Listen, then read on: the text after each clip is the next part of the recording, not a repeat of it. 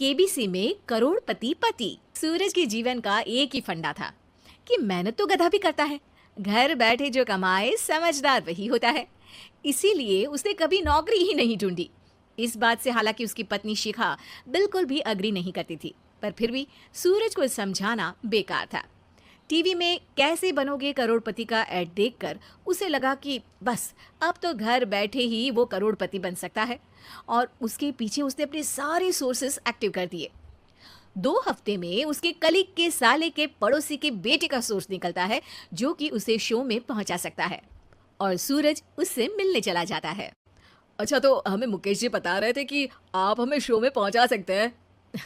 हाँ, उसमें कोई तकलीफ नहीं है। मैं कल अगर कोशिश करूँ तो इसी महीने में आपका नंबर आ जाएगा। अरे ये तो बहुत बढ़िया हो गया। अच्छा, वो सिलेबस और क्वेश्चन पेपर का कोई जुगाड़ है क्या? हैं? उसका तो कोई जुगाड़ नहीं है। तो वो वाकई में कुछ भी पूछ सकते हैं?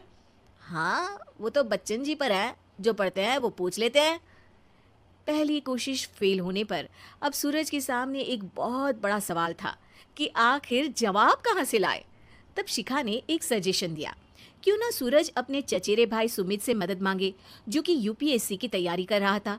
हालांकि इतनी मेहनत करना सूरज को समझ में नहीं आता था, पर कोई और रास्ता ना मिलने पर वो आखिर सुमित से बात करता है। अरे सुमित, हमारा कैसे बनोगे करोड़पति के लिए सिलेक्शन होने वाला है। तुम हमें थोड़े चिट बनाने में मदद करोगे क्या? अरे भैया, चिट बनाए तो सालों हो गए, उसमें हमारा एक्सपर्टीज नहीं है, बल्कि आप बोलो तो हम आपकी पढ़ने में जरूर मदद कर सकते हैं। हट, कैसी अनाप शराब बातें कर रहा है तू।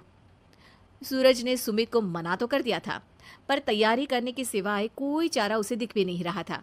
खासकर जब 12 के पेपर लीक करने के एक्सपर्ट शुक्ला जो भी हाथ जोड़ लेते हैं।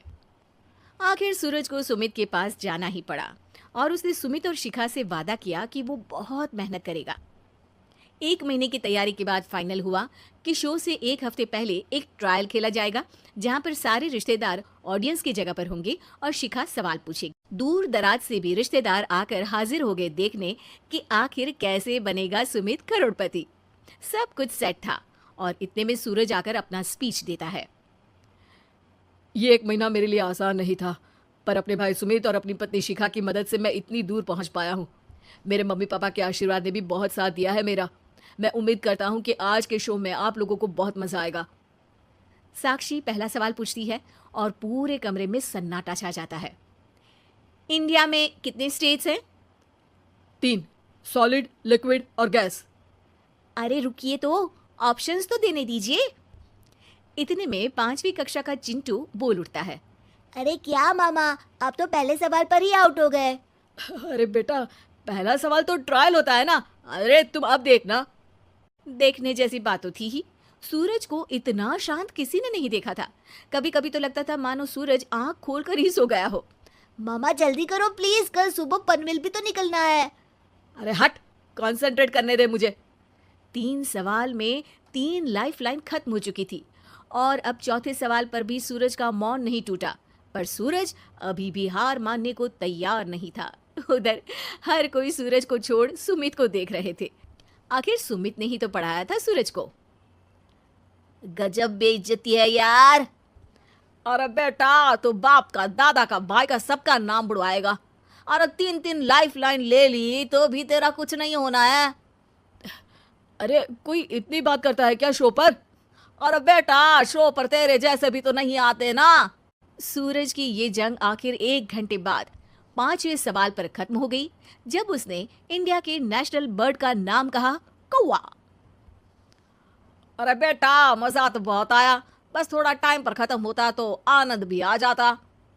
ताने बारिश के बूंदों की तरह बरस रहे थे, और सूरज को भी समझ आ रहा था कि ये करोड़पति बनना शायद उसके बस के बाहर की बात है।